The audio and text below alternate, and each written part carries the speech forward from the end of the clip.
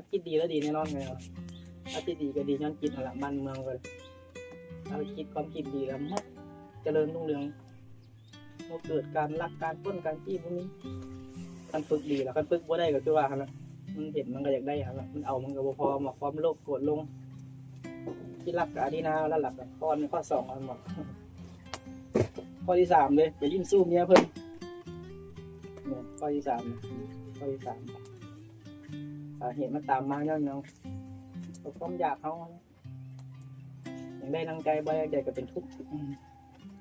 ทุกข์พอหยุดพออยากมันบ่อย่างได้มันเป็นของตนสุดท้ายมากับลูกรถกินเสียงตาหูดังพกอายตนะนี่ถ้าวิทย์ตัวนี้ได้นี่ก็คือว่าจบเกมเลยศาสตร์มันบ่ได้มาเกิดเลยบ่มาเกิดก็ได้วิทย์ได้6หน่วยต้องติดใบนั่นถ้าผู้เว้านี่ก็ติดใบเว้านี่ก็ได้บ่ตอนเว้านี่เว้าอายุนักแสดงทำเนี่ยเว้าไปได้แต่ว่าเป็นหน่วยเฮ็ดเป็นง่ายๆตึงเลยโอ้ยมัน6อายตนะนี่บ่ธรรมดาเด้ดังนี่ดมกินหูให้ฟังเสียงความสวยงามตาเนี่ยเบิ่งความสวยงามบัดนี้มันถึกโลกสัมผัสตาเนี่ยสัมผัสเห็นโอ้ผู้นี่งามเด้บ่สาวสวยงามจะได้เด้ว่านั่นล่ะความอยากนั่นล่ะก็เกิดจากสายตาอายตนะ6นี้ ปิดอะไรเนาะ บ่ได้ถ้าปิดได้นี่